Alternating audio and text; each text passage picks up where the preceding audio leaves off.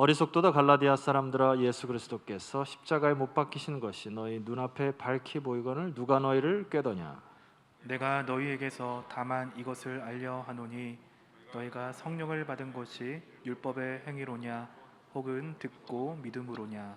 너희가 이같이 어리석으냐. 성령으로 시작하였다가 이제는 육체로 마치겠느냐. 너희가 이같이 많은 괴로움을 헛되이 받았느냐 과연 헛되냐. 너희에게 성령을 주시고 너희 가운데에서 능력을 행하시는 이의 일이 율법의 행위에서냐 혹은 듣고 믿음에서냐. 아브라함이 하나님을 믿음에 그것을 그에게 의로 정하셨다 함과 같으니라. 그런즉 믿음으로 말미암은 자들은 아브라함의 자손인 줄 알지어다. 또 하나님이 이방을 믿음으로 말미암아 의로 정하실 것을 성경이 미리 알고 먼저 아브라함에게 복음을 전하되 모든 이방인이 너로 말미암아 복을 받으리라 하였느니라. 그러므로 믿음으로 말미암은 자는 믿음이 있는 아브라함과 함께 복을 받느니라. 무릇 율법 행위에 속한 자들은 저주 아래에 있나니 기록된 바 누구든지 율법 책에 기록된 대로 모든 일을 항상 행하지 아니하는 자는 저주 아래에 있는 자라 하였음이라. 또 하나님 앞에서 아무도 율법으로 말미암아 의롭게 되지 못할 것이 분명하니 이는 의인은 믿음으로 살리라 하였음이니라. 율법은 믿음에서 난 것이 아니니 율법을 행하는 자는 그 가운데서 살리라 하였느니라. 우리 13, 14절을 합독하겠습니다. 그리스도께서 우리를 위하여 저주를 받은 바 되사 율법의 저주에서 우리를 속량하셨으니 기록된 바 나무에 달린 자마다 저주 아래에 있는 자라 하였음이라. 이는 그리스도 예수 안에서 아브라함의 복이 이방인에게 미치게 하고 또 우리로 하여금 믿음으로 말미암아 성령의 약속을 받게 하려 함이라. 아멘. 아멘. 할렐루야. 이렇게 다시 대면 예배를 재개하게 돼서 너무 감사하고 또 가슴이 벅찬 그런 시간입니다. 오늘은 믿음의 연료라는 제목으로 함께 은혜 말씀 나누도록 하겠습니다. 함께 우리가 오늘 갈라디아 3장 말씀을 묵상하면서 우리가 코로나 시대에 자칫 빠지기 쉬운 그런 믿음의 나태함과 또 안일함을 경계하는 그런 방법을 함께 나누도록 할 텐데요. 반세계 성도 여러분, 오늘 우리가 이 시간 함께 고민해 볼 그 고민거리가 한 가지 있습니다. 그게 뭐냐면 여러분들 스스로를 매일매일 살아가게끔 해주는 그러한 원동력이 여러분 무엇라 생각을 하시나요? 많은 대답들이 있겠죠. 뭐 예상해 보면 저는 밥심으로 살아갑니다. 이렇게 말씀하시는 생각하시는 분들이 있을 테고, 참 중요한 대답인데 저는 저의 가족이 저를 살아가게 합니다. 저의 자식들을 또 바라보면서 살아갑니다. 이렇게 대답을 하시는 분들도 있을 거라 생각이 듭니다. 이처럼 가족이 우리를 살아가게끔 하는 그런 큰 힘이 또 되기도 하죠.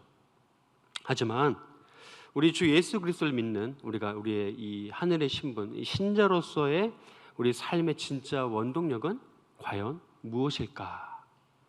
왜냐하면 여러분, 내가 먹는 밥이나 나의 가족이 나의 구원을 보장해 주지 않죠. 진짜 내가 믿는 신자로서 살아가게끔 해주는 원동력이 무엇인가? 여러분, 우리 8월 말씀의 주제가 무엇인가요? 이렇게 시원한 이 파란 배경에 우리 8월 주제 말씀이 써 있는데 뭐라고 써 있나요? 네, 정체성입니다. 정체성. 이 코로나 시대에 비대면 상황으로 인하여서 우리 인간관계가, 우리 교제권이 많이 약해져 있죠. 이런 일에서 우리 교회 공동체가 생각하는 그런 이 교회 공동체성이 아주 중요하게 작용하는 이 교회 안에 많은 타격과 피해가 있습니다. 성도들 간의 이 관계가 점점 약해짐으로 인하여서 자연스럽게 성도들의 믿음도 많이 약해져 있는 상태입니다. 최근 제가 여론조사를 보니까 한국갤럽의 조사에 의하면요, 한국인의 종교 2021이라는 한국인의 종교 2021이라는 이 조사에 따르면 응답자의 60% 이상이 요즘 나는 종교에 무관심하다라고 대답을 했다고 합니다. 그러니까 100명이 60명이고 10명 중에 6명인데 적은 수치가 아니죠. 그렇게 이 조사에 따르면 이렇게 대답한 이유가 무엇인가라고 물었더니 아주 각박하고 아주 빡빡한 그런 현실 때문이다라고 많이 대답을 했다고 합니다. 그렇습니다, 여러분. 우리가 흔히 알고 있는 것이 또 잘못 알고 있는 것이, 오해하고 있는 것이, 이 사람들은 종교를 흔히 이 현실에 뭐라고 생각합니까? 도피처다라고 생각을 해요. 종교가 현실의 도피처다. 하지만 그렇지 않습니다. 종교는요, 우리 생각과는 달리 아주 우리 현실에 밀접하게 연관되어 있죠. 아주 밀접하게 맞닿아 있고 우리 생활 전반에 영향을 끼치고 있습니다. 그런데 위의 대답처럼 우리가 하루하루 살아가기가 너무 힘들어서 종교를 생각할 여유가 없다라고 하는 것이 그렇게 그들이 대답하는 이유가 되는 것이죠. 그러면 반대로 여러분, 우리가 한번 생각해 보면 우리 삶이 여유로워지면 종교가 다시 부흥을 할까요? 사실 이 말은요, 우리가 좀 곰곰이 생각해 봐야 되겠지만 반은 맞고 반은 틀리다라고 할 수 있습니다. 우리 한국교회 역사를 봐도요, 현대 한국교회 부흥은 7, 80년대 급격한 경제 성장과 맞물려 있는 것처럼 흔히들 많이 이야기합니다. 하지만 여러분, 그렇지 않습니다. 그러면 한국 경제 성장이 둔화된 탓으로 인하여서 교회들이 부흥하지 못하는 이유라 말할 수 있어야 하는데, 여러분 과연 그런가요? 그렇지 않습니다. 여기에 대한 답을 드리려면 굉장히 복잡합니다. 그래서 시간이 오래 걸려요. 그래서 제가 다 말씀을 드리지 못하고 좀 간단하게 축약해서 심플하게 말씀을 드리면, 교회의 영향력, 나아가 이 종교의 영향력이 약화된 것은 어찌 보면 성도들, 우리가 즉 다른 말로 우리 신자들이 갖고 있어야 할 믿음의 정체성, 그 정체성을 유지시켜줄 연료가 부족하거나 바닥이 드러났기 때문이다라고 우리는 이 현상에 대한 원인을 파악할 수 있습니다. 여러분, 8월의 주제가 정체성이라서 드릴 말씀이 아닙니다. 사실 믿음의 정체성은 우리가 매 시간 나누는 대화나 우리가 매 시간 가지고 있는 생각하는 그런 고민들 가운데 아주 흔하게 나타나는 그런 주제입니다. 이렇게 우리는 코로나 시대를 살아가면서 여러 가지 이유로 우리의 믿음이 약해질 가능성이 굉장히 높아져 있습니다. 그러므로 이때 자칫 흐릿해질 수 있는 우리의 정체성과 믿음을 어떻게 할까요? 강화시켜야 합니다. 자, 그럼 함께 오늘 본문을 보면서 은혜를 나누도록 할 텐데요. 오늘 우리가 함께 나눌 갈라디아서 말씀을 보면 사도 바울은 초대교회의 갈라디아 교회의 교인들이 다른 복음, 율법주의에 빠져 있다, 그들이 너희가 현혹되어 있다라고 하는 말씀의 증거를 우리가 볼 수 있습니다. 사도 바울은 그렇게 판단하고 있는 것이죠. 갈라디아 교회 교인들, 당신들은 지금 다른 복음, 율법주의에 빠져 있습니다라고 판단을 하는 것입니다. 갈라디아서 1장 6절 말씀에 이렇게 증거되어 있죠. 그리스도의 은혜로 너희를 부르신 이를 이같이 속히 떠나 다른 복음을 따르는 것을 내가 어떻게 여기노라? 이상하게 여기노라. 이상하다는 거예요. 온전치 않다는 것이죠. 이런 상황에 대해 사도 바울은 그들을 아주 강한 어조로 통렬하게 꾸짖고 있습니다. 함께 오늘 본문 갈라디아서 3장 1절 말씀을 읽겠습니다. 시작. 어리석도다 갈라디아 사람들아, 예수 그리스도께서 십자가에 못 박히신 것이 너희 눈앞에 밝히 보이거늘 누가 너희를 꾀더냐. 아멘. 그렇습니다. 이처럼 예수님께서 부활 승천하신 지 그리 긴 세월이 지나지 않았음에도 불구하고 초대교회는 벌써 변질된 복음이 성행하고 있었습니다. 그래서 사도 바울은 방금 읽은 말씀처럼 굉장히 격노하고 있는 것이에요. 그들을 향하여서 당시에 이 유대인들과 첫 번째 유대인들과 두 번째 이 유대교에서 기독교로 개종한 지 얼마 되지 않은 그러한 초신자들도 자신들이 가지고 있는 이 자신들이 아브라함이 자손이라고 하는 이 혈통이 구원에 있어서 굉장히 높은 자리를 차지하고 있다고 생각을 하고 있었어요. 이것이야말로 아주 심각한, 오늘 본문에 드러난 이 갈라디아 교회 교인들이 가지고 있는 아주 심각한 오해와 착각입니다. 반석의 성도 여러분, 이러한 견해는 오늘을 살아가는 우리에게도 마찬가지로 있습니다. 지금 우리는 얼마든지 복음에 대한 오해와 착각에 빠질 수 있다는 사실을 우리는 반드시 명심해야 합니다. 그러므로 우리는 우리가 예수 그리스도로 인해 얻게 된 그 그리스도의 자녀라고 하는 정체성을 확실하게 붙잡고 있어야 합니다. 그럼 좀 더 깊이 들어가서 오늘 본문이 우리에게 전해주고 있는 첫 번째, 참 하나님의 자녀로서 우리에게 자신의 정체성을 확고하게 해주는 요소가 무엇인가? 두 번째로 이 요소들을 어떻게 내 것으로 만들 수 있는지 그 실천에 대한 내용들을 함께 살펴보도록 하겠습니다. 이 두 내용들이 오늘 본문의 큰 주제, 또 두 번째 주제가 되는데, 첫 번째, 두 번째 주제가 되는데요. 오늘 본문의 첫 번째 주제가 됩니다. 그것은 바로 한번 화면을 보시면 우리가 읽을 수 있는데, 참 신자들이 무엇을 통해 자신들의 정체성을 확신할 수 있는가? 저는 오늘 네 가지 요소를 말씀해 드리려고 합니다. 우리가 어떻게 나의 믿음의 정체성을 확신할 수 있는가? 네 가지 요소가 있는데요. 첫 번째, 우리가 참 신자로서의 정체성은 첫 번째, 십자가에 달려 죽으시고 부활하신 예수님을 믿는 그 믿음을 통해 우리가 확신할 수 있습니다. 십자가에 달려 죽으신 예수님을 믿는 믿음을 통해. 방금 전에 읽은 1절 말씀을 보면 사도 바울은 갈라디아 교인들이라는 호칭을 사용하고 있습니다. 갈라디아 교인들아. 그런데 여러분, 사도 바울은요, 다른 서신서에는 형제들이라는 단어로 이 호칭을 많이 사용하고 있습니다. 왜 이 교인들이라고 하는 호칭을 썼을까요? 지금 거리가 많이 느껴지잖아요. 차갑죠? 이유는요, 그들의 잘못 때문입니다. 그것은 바로 이 갈라디아 교회 교인들이 거짓 이 가르침에 현혹되었다라고 하는 이유 때문인데요. 즉 뭡니까? 꾀임에 넘어가 버렸기 때문입니다. 굉장히 화가 났죠, 사도 바울이. 반세기 교우 여러분 꼭 기억하시길 바랍니다. 마귀의 일은 무엇입니까? 그리스도를 대적하는 것입니다. 즉 복음을 훼손시키는 것이에요. 이런 일들은요, 우리가 잘 알고 있는 것처럼 요즘에도 열심히 아주 활발하게 활동하고 있는 그런 이단들의 행태 속에서 잘 나타나고 있습니다. 드러나고 있죠. 그러므로 우리는 절대로 이 현혹에 빠지면 안 됩니다. 유혹되어서는 안 됩니다.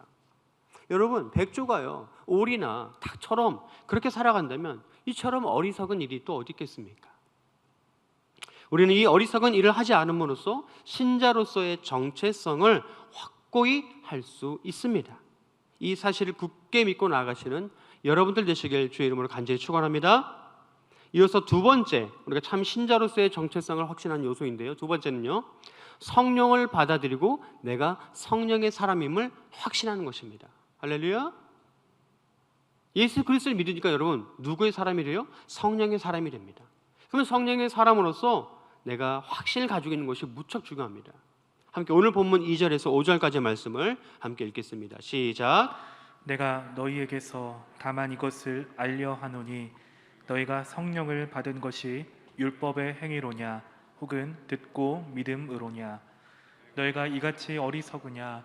성령으로 시작하였다가 이제는 육체로 마치겠느냐.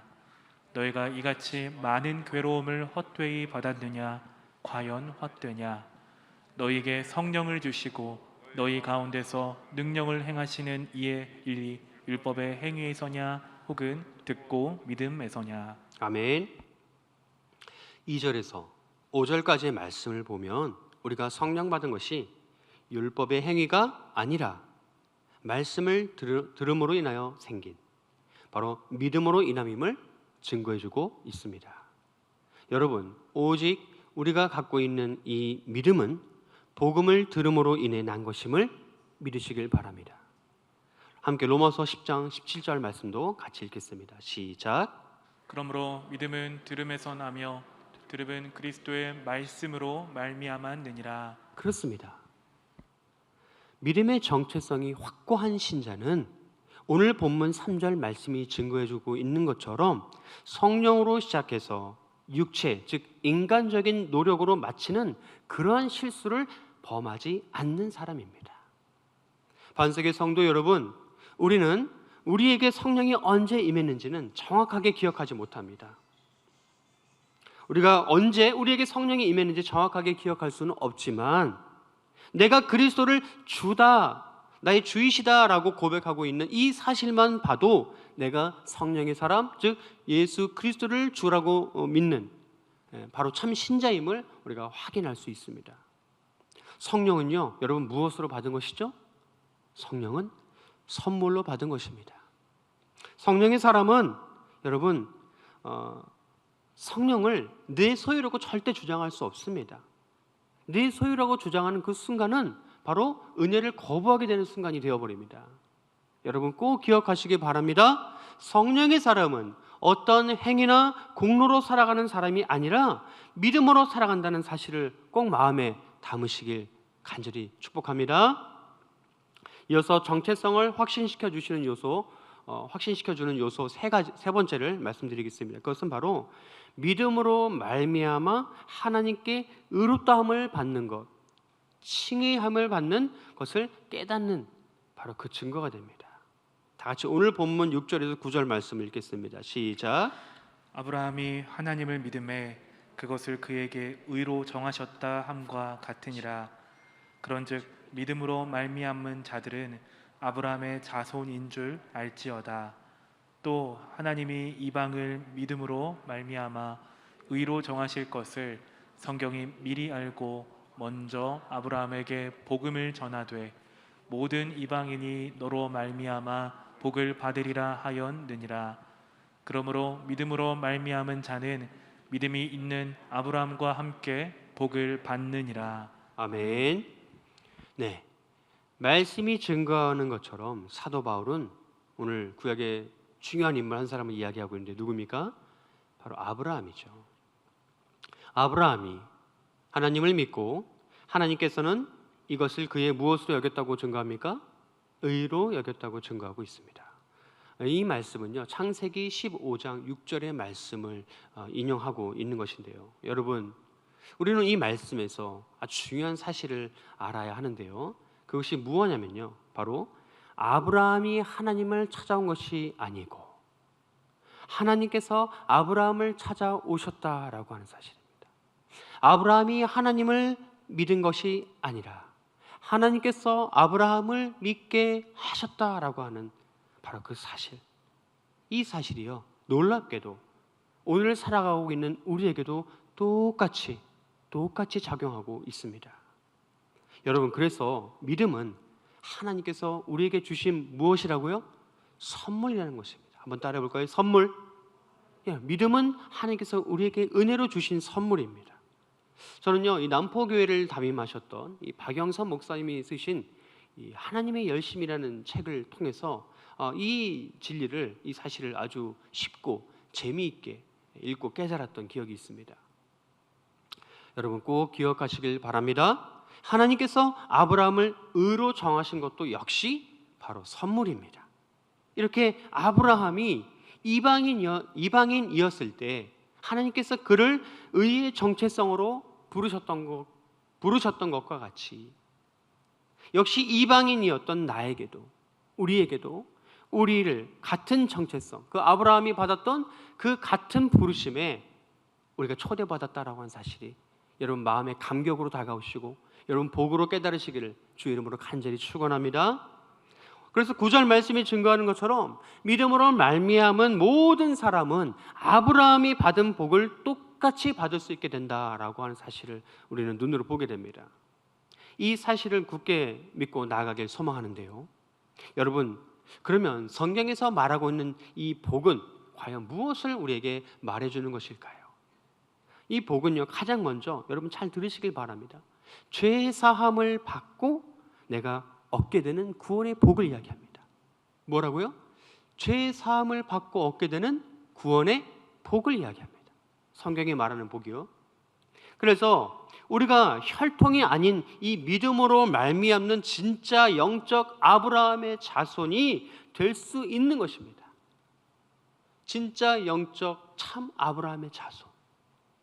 우리 모두에게 이 진리가 얼마나 위로가 되는지 모릅니다.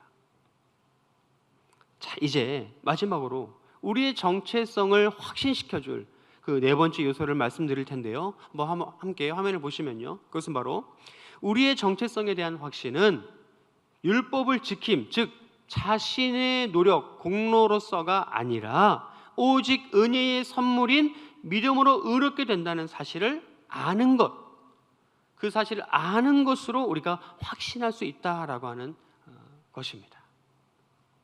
다 같이 오늘 본문 10절에서 14절까지 말씀을 한 번 더 우리가 읽겠습니다. 시작. 무릇 율법 행위에 속한 자들은 저주 아래에 있나니 기록된 바 누구든지 율법책에 기록된 대로 모든 일을 항상 행하지 아니하는 자는 저주 아래에 있는 자라 하였음이라. 또 하나님 앞에서 아무도 율법으로 말미암아 의롭게 되지 못할 것이 분명하니 이는 의인은 믿음으로 살리라 하였음이라. 율법은 믿음에서 난 것이 아니니 율법을 행하는 자는 그 가운데서 살리라 하였느니라. 그리스도께서 우리를 위하여 저주를 받은 바 되사 율법의 저주에서 우리를 속량하셨으니 기록된 바 나무에 달린 자마다 저주 아래에 있는 자라 하였음이라.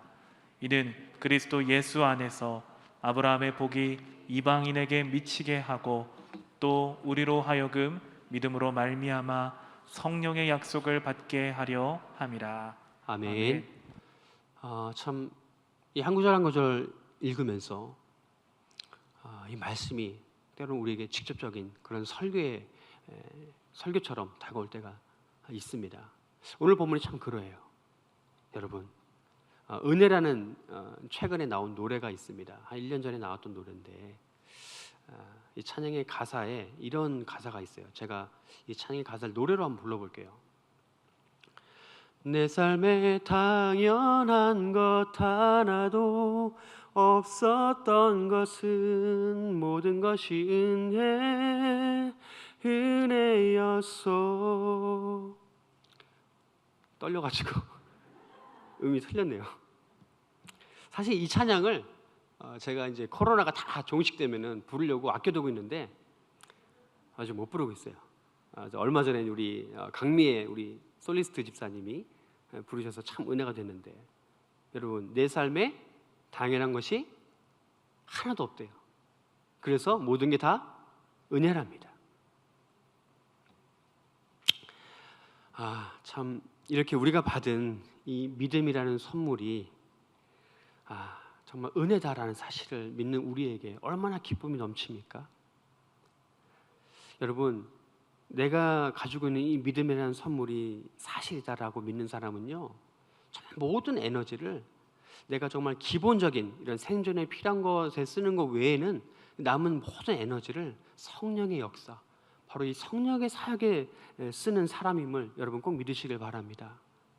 그러면 성령의 역사, 이 성령의 사역은 구체적으로 우리에게 무엇을 말하는 것일까요? 그것은 바로 여러분 영혼 구원의 일입니다. 한번 따라해 볼까요? 영혼 구원의 일.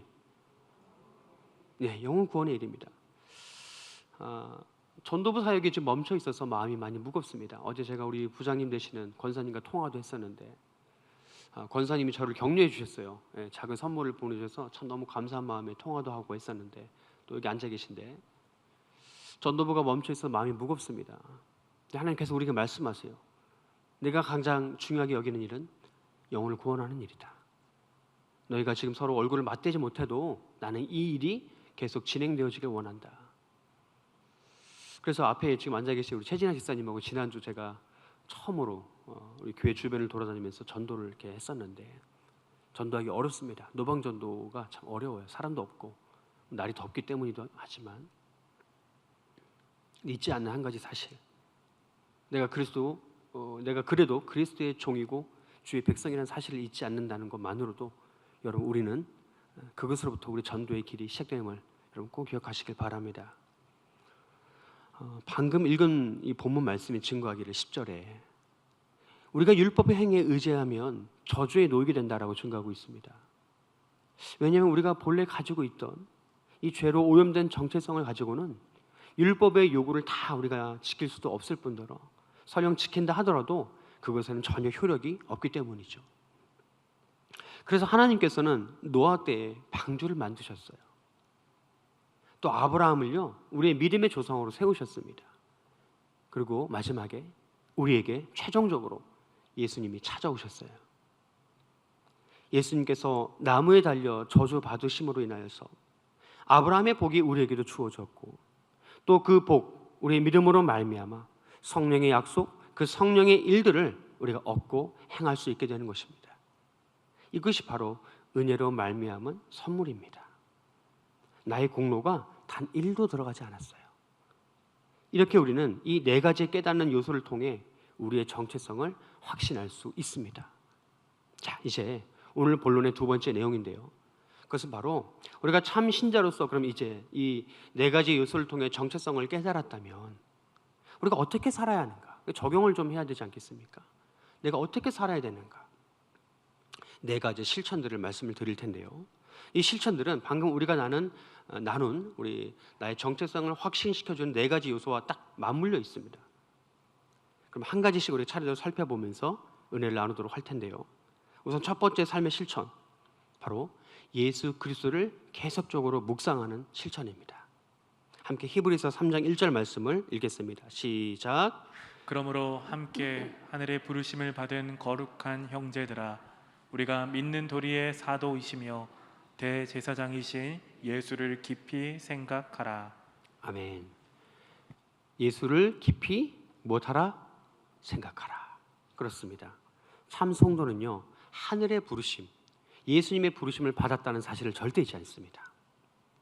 우리를 부르신 예수님께서 우리가 믿는 도리이시며 우리의 사도이시며 대제사장이신 줄 우리는 믿습니다. 믿으시길 바랍니다. 여기서 믿는 도리라고 하는 이 헬라어 테스 호몰로기아스라고 하는 이 단어는요, 이런 뜻이 있어요. 고백하다. 그러니까 여러분, 믿는 것과 고백하는 것은 같은 거예요. 근데 여러분, 우리가 믿는 것, 고백하는 것 무엇 없이 할 수 없어요? 생각 없이 할 수 없어요. 생각해야 돼요. 사람의 말하는 것은 그 생각이 나오는 것입니다. 그렇기 때문에 우리가 예수 그리스도를 생각한다면 우리 입술에서 뭐가 나와야 돼요? 예수 그리스도가 고백되어져야 되는 거예요. 그럼 뭐 생각하는 훈련, 저는 이렇게 말씀드리고 싶습니다. 여러분, 묵상이에요. 이 묵상하는 훈련이 우리 매일매일의 경건 생활에 있어 빠져서는 안 돼요. 아주 필수적인 요소입니다. 이것을 실천하기 위해서는 반드시 우리가 정해진 시간과 정해진 이 큐티의 장소를 우리가 반드시 확보를 해야 합니다. 여러분, 우리에게 아주 좋은 이 소스가 있지 않습니까? 뭐예요? 아까베가 있잖아요. 아침 6시마다 띵동하고 핸드폰에 울리는 아까베를 들으면서 내가 정해진 시간, 정해진 장소에서 말씀 묵상하는 것 굉장히 중요합니다. 우리의 영적 성장에 굉장히 큰 유익을 우리에게 허락해 주죠. 자, 이것을 실천함으로 나의 신앙의 정체성을 키워가시는 여러분 되시길 주의 이름으로 간절히 축원합니다. 자, 두 번째 실천입니다. 두 번째 실천은 참 성도는요, 성령 충만한 삶을 살기 위해 노력합니다. 노력해야 합니다. 함께 에베소서 5장 18절 말씀 읽겠습니다. 시작. 체하지 말라. 이는 방탕한 것이니 오직 성령으로 충만함을 받으라. 아멘. 자, 여러분, 이 말씀은요, 우리에게 아주 직접적으로 성령 충만을 강권하고 있습니다. 여러분, 성령 충만한 삶을 살기 위해서 우리가 어떻게 구체적으로 무엇을 노력해야 할까요? 그렇습니다. 성령 충만을요, 간단하게 우리가 정의하면요, 무엇이에요? 나의 이 소욕, 나의 육체, 나의 본능, 그것들이 원하는 삶이 아니라 성령께서 원하시는 그 성령의 소욕을 따르는 삶, 이 성령의 지배를 받는 삶이 바로 성령 충만함이다라고 우리가 결론을 내릴 수 있습니다. 여러분, 세상 이치에도요, 참 비슷한 이치가 있어요. 뭐냐면 나이가 차오르잖아요. 나이 40이 되면 뭘 합니까? 세상의 유혹에 넘어가지 않는다 하여서 불혹이라고 하죠. 불혹. 자, 50은 뭡니까? 하늘의 뜻을 이제 깨닫게 된다라고 하여서 지천명이라고 합니다. 그 60은 뭡니까? 듣는 대로 다 이해가 되고 지혜롭게 된다 해서, 귀가 순해진다 해서 이순이라고 합니다. 자, 이렇게 우리가 나머지 나이를 다 설명드리기는 좀 시간이 부족하고요. 어쨌든 하나님의 뜻에 순종하는 데 있어서도 세상적으로 봐도, 일반적으로 또 기본적으로 봐도 인생의 연륜과 이 경륜이 꼭 필요하다는 사실을 우리가 또 보게 됩니다. 사도행전 9장의 내용을 보면요, 예수님을 만나고 난 후에 사도 바울이 어떻게 됩니까? 눈이 멀게 되죠. 자, 그에게 누가 찾아갑니까? 하나님의 명령으로 아나니아가 찾아갑니다. 그래서 아나니아가 그 사울을 이제 안수하면서 뭐라고 하냐면, 너로 다시 보게 하시고 성령으로 무엇하게 하신다? 충만하게 하신다라고 하는 그런 증거 말씀이 나옵니다. 자, 여기에서 이 충만하게라고 하는 이 헬라어가 플레스데스라고 발음을 하는데요, 이것은 영어로 be filled, 그다음에 우리말로 무엇으로 가득 채워지다. 마치 우리가 나이가 채워지듯이 그 안에 가득 채워진다라고 하는 이 플레스테스 이 헬라어 이 의미가 있는데요. 그러자 18절에 보면은 이 바울의 눈에서 뭐가 벗겨져요? 비늘 같은 게 벗겨집니다. 그리고 그가 눈을 뜨게 되죠.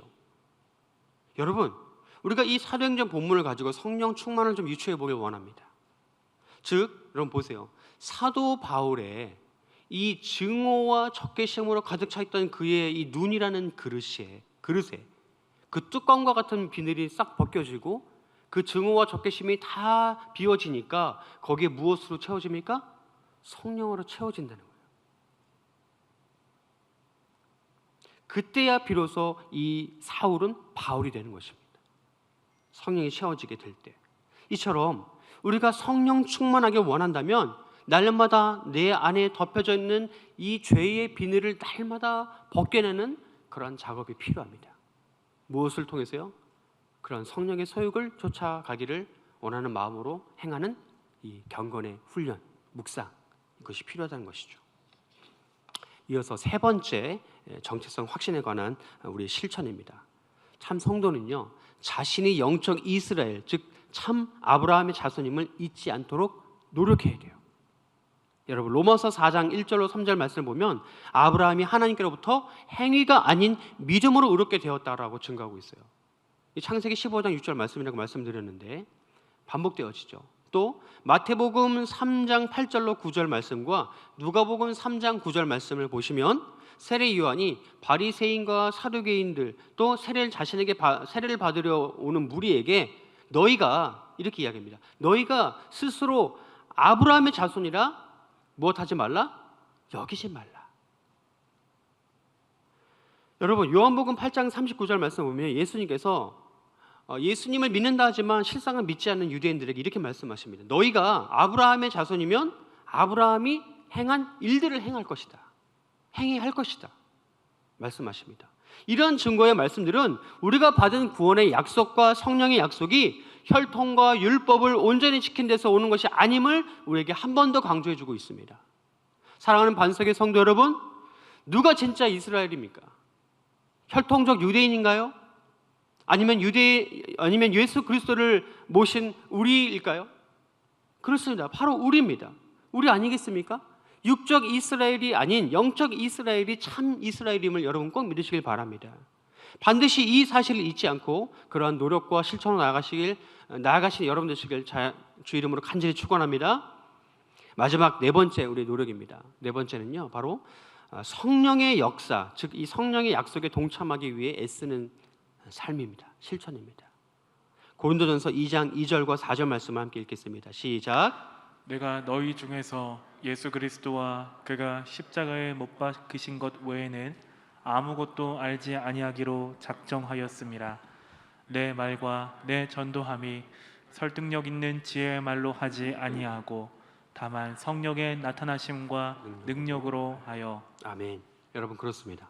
참 성도는 성령의 일들을 하기 위해 오직 첫 번째 예수 그리스도와 두 번째 그가 십자가에 못 박히신 것 외에는 아무것도 알지 아니하기로 무엇하였음이라고요? 작정한 거예요. 작정. 그리고요, 이것에 대한 실천으로 어떻게 해요? 아름다운 언어 생활을 유지해야 돼요. 사람이 보이는 것으로 판단되어지잖아요. 물론 실수할 수 있습니다. 실수할 수 있어요. 네.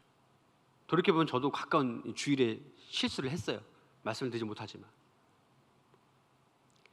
그 두 번째, 전도의 설득은요, 내 능력이 뛰어나서 내가 남들과 비교할 수 없는 아주 귀한 그런 간증을 갖고 있어서 그렇지 않아요. 내 말에 설득력이 있어서 그렇지 않습니다. 오직 성령의 나타나심과 능력으로 되어진다는 사실을 알고 있어야 돼요. 공로가 없다니까. 일도 없어요. 갈라디아서 5장 18절 말씀은 증거하기를요, 성령의 인도함을 받는 사람은 무엇에 얽매이지 않는다고요? 율법에 얽매이지 않는데요. 자유로운 영혼이. 데살로니가전서 1장 6절 말씀에는요, 많은 환난 가운데서도 성령을 기쁨으로 말씀을 받아 사도들과 예수 그리스도를 뭐한다? 본받는다라고 증거하고 있습니다. 그러니까 결국에는 우리 삶은요, 예수 그리스도와 그의 제자인 사도들의 삶을 본받는 거예요. 이거에 바로 우리가 살아내야 할 삶의 모습들입니다. 이제 말씀을 마칩니다. 여러분, 코로나로 인해서 교회 안에 많은 신자들이 믿음이 떨어지고 성도로서의 정체성이 약화되고 있습니다. 이럴 때 믿는 우리는요, 이 어려움들을 극복하기 위해서 무엇보다 첫 번째, 내가 누구인지, 두 번째는 그럼 내가 어떤 삶들을 살기 위해 노력해야 하는지를 우리가 반드시 깨달아야 합니다. 지금도 성령의 역사와 사역은 동일하게 우리를 통해, 또 우리 교회를 통해 이루어지고 있다는 사실을 여러분 꼭 믿으시죠? 이런 역사는요, 첫 번째, 참 하나님, 참 이 아브라함의 자손, 즉 이 영적 이스라엘답게 사는 삶과, 두 번째, 바른 복음을 깨닫는 것과, 세 번째, 그 복음을 성령의 도움으로 전하는 삶을 실천하는 사람들 통해 이루어지는 줄 여러분 꼭 믿으시길 바랍니다. 그게 바로 우리가 돼야 해요. 사랑하는 반석의 성도 여러분, 자동차에 연료가 떨어졌다고 여러분 그 연료통에 식용유나 참기름을 부으면 어떻게 되나요? 차가 망가지죠. 그렇게 하면 차를 망가뜨려서 사용할 수 없게 돼요. 자, 어떻게 됩니까? 우리가 이 믿음이라는 자동차가, 우리의 믿음이라는 자동차가 잘 굴러가게 하기 위해서는 어떤 연료가 필요한지 알아야 돼요. 그리고 연료가 부족하지 않도록 그 연료를, 알맞은 연료를 가득 채워야 합니다. 이런 확고한 정체성과 이에 맞는 그런 실천의 삶으로 오늘 한 걸음 더 하나님께, 우리 예수님께 나아가시는 성령의 능력에 충만하게 살아가시는 저와 여러분 되시길 주의 이름으로 간절히 축원합니다.